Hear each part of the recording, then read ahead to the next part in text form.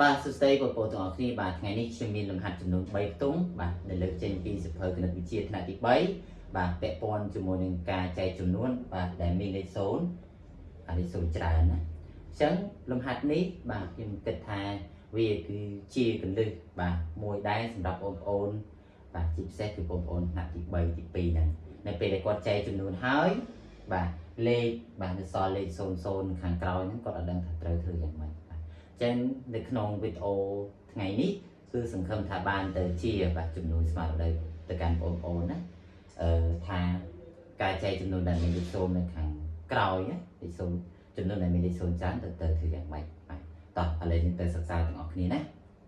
តោះចឹងអក្សរកគេឲ្យ900បាទចែកជាមួយនឹង9អក្សរខគេឲ្យ800ចែកជាមួយនឹង8ចំណែកឯអក្សរកគេឲ្យ600ចែកនឹង5ចែកនឹង9ណា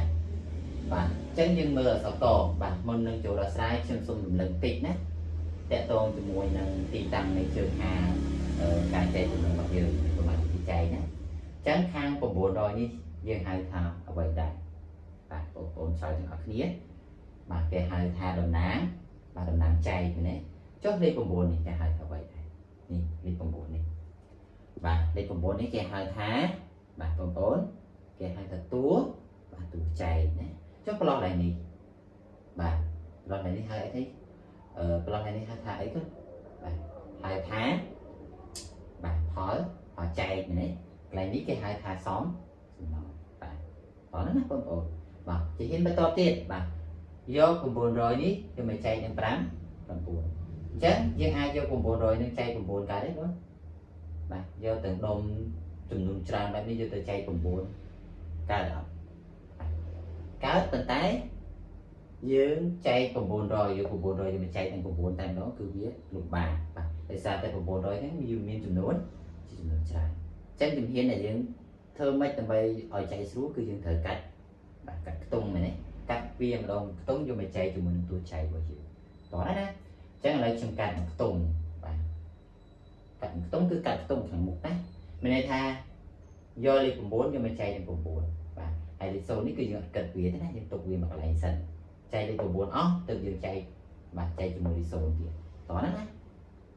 ចឹងយក9ចែក9កើតអត់បាទមានតម្លៃស្មើគ្នាមែនទេចឹងកាលណាតម្លៃស្មើគ្នាយើងអាចយកលេខនឹងចែកកើតហើយចែកនឹងកើតលុះត្រាតែខាងនេះជាលេខមានលេខ7ឬក៏លេខ8តូចជាងតួចែកទៅយើងចែកមិនកើតចឹងមកស្មើបែបនេះគឺយើងអាចចែកចឹងកាលណាចែកកើតអូន0 9បានដល់ស្មើ9បាទនេះយក9តួចែកណាចឹងយើងដាក់បានម្ដងមែនទេដោយសារតែយក9គុណម្ដងស្មើនឹង9មែនទេហើយ9ដូចអ្វីដែលយើងត្រូវការបាទចឹងយក9នេះយកម្ដងបាទចឹង9ដល់9បានសល់0បាទកលិះបាទដែលត្រូវតែខ្ញុំចង់បង្ហាញបាទសល់លេខ0 2ខាងក្រោមទៅធ្វើមកបាទតម្លាក់0ត្រូវបានផលចែក0តោះនេះបងប្អូនបាទសល់លេខ0មួយទៀតតម្លាក់0បាទត្រូវបានផលចែក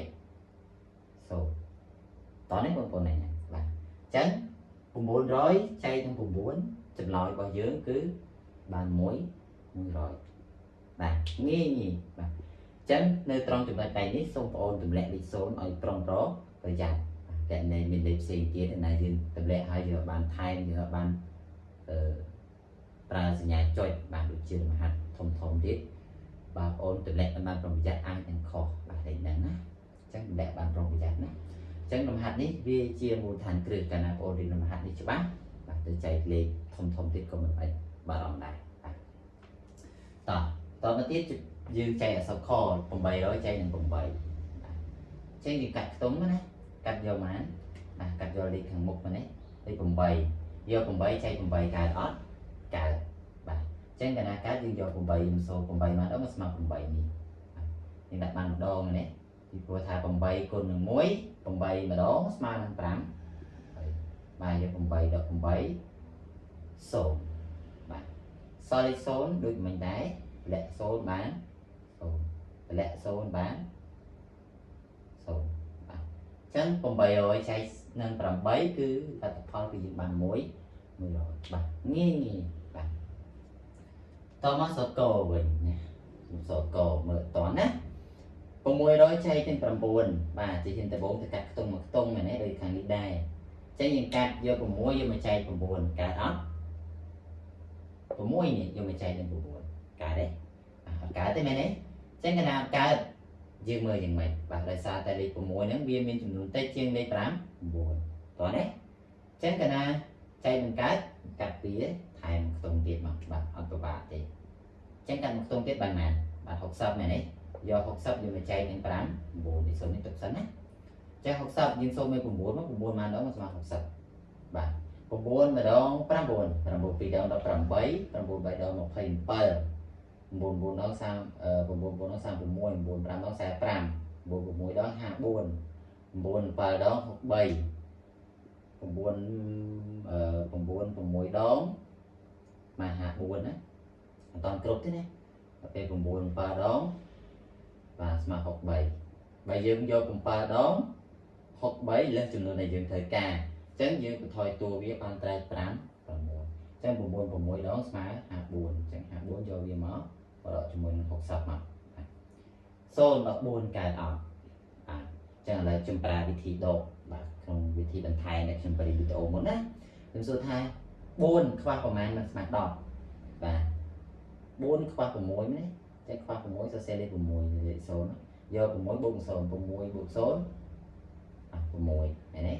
ត្រាទុក1 1បូក5 6 6ដល់6សល់0បាទ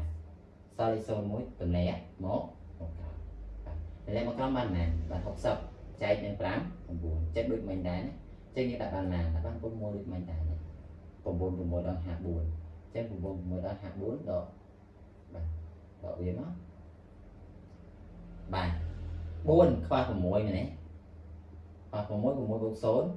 បាទស្មើ6ត្រាទុក1អញ្ចឹង1បូក5 6 6ដល់6សល់0បាទសល់សំណល់6លទ្ធផលរបស់យើងគឺយើងបាន65តោះណា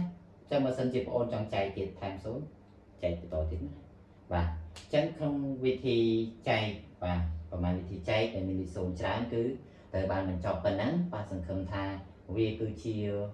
បាទមូលដ្ឋានគ្រឹះមួយបាទជាចំណុចសំខាន់មួយសម្រាប់បងប្អូនណាសិក្សាបន្ថែមបាទហើយសង្ឃឹមថាលំហាត់ទាំងអស់នេះនឹងបាទនឹងបានទៅកាន់បងប្អូនគ្រប់គ្នាបាទគ្រប់គ្នាសម្រាប់យកទៅសិក្សាណាបាទកាន់ទូរស័ព្ទឡើងបាទបើកទៅឃើញការបង្រៀនបាទមិនថាតែខ្ញុំបង្រៀនឬក៏ថាគ្រូអ្នកគ្រូផ្សេងទៀតបាទបង្រៀនទេបាទឲ្យតែតកតងជាមួយនឹងការចែកនៃចំណេះដឹងបាទក្មេងៗគាត់បើកទៅគាត់ឃើញគាត់មើលបាទវាជារឿងបាទជារឿងមួយដ៏ល្អសម្រាប់ជួយក្មេងៗឲ្យគាត់បានរៀនច្រើនបាទហើយអ្វីដែលសំខាន់បាទនៅពេលដែលយើងបើឧទាហរណ៍ថាយើងមិនបានចែកចំណេះដឹងនឹងចោះបាទយើងអាចជួយបាទចុច Subscribe ឬចុចបាទ Share ទៅដើម្បីឲ្យមានវីដេអូបង្រៀននៅលើ YouTube កាន់តែច្រើនអញ្ចឹងក្មេងៗគាត់បើកទៅឃើញការបង្រៀនច្រើនបាទគាត់នឹងបាទចុចមើលការបង្រៀនហ្នឹងយូរទៅគាត់នឹងសប្បាយក្នុងការរៀនកាលណាសប្បាយក្នុងការរៀនគាត់រៀនចេះច្រើនគាត់នឹងខ្លាចទៅជាធនធានមនុស្សនៅក្នុងពេលអនាគតណាសម្រាប់ប្រទេសរបស់យើងសម្រាប់សង្គមជាតិរបស់យើងបាទអញ្ចឹងខ្ញុំមិននិយាយច្រើនទេខ្ញុំមានតែប៉ុណ្ណឹងបាទសង្ឃឹមថាវីដេអូទាំងអស់នេះបាទនឹងបានទៅកាន់បងប្អូនគ្រប់គ្នាហើយបានរៀនចេះគ្រប់គ្នាបាទសូមអរគុណសូមជម្រាបលា